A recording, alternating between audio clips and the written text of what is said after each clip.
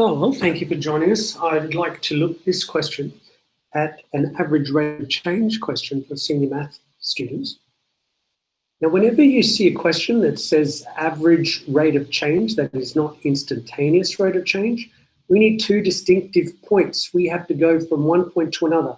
Now, over the interval from x is 0 to x equals 2. So we've got one point, we'll call that point A, when x equals 0.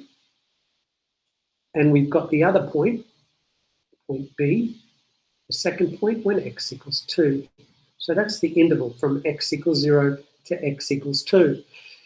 So we're going to find the average rate of change, which means the gradient between these 2 points. The gradient between A and B is the second y minus the first y over the second x minus the first x, which is delta y over delta x.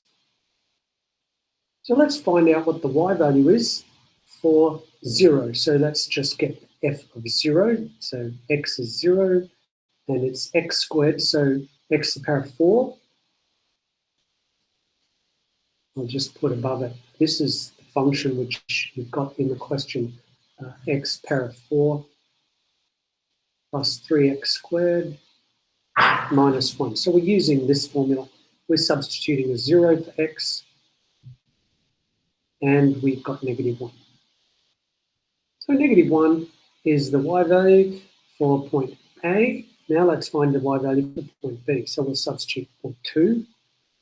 Function of 2 is 2 to the power of 4 plus 3 times 2 squared minus 1. So this is 16 plus 3 fours are 12 minus 1 is 27.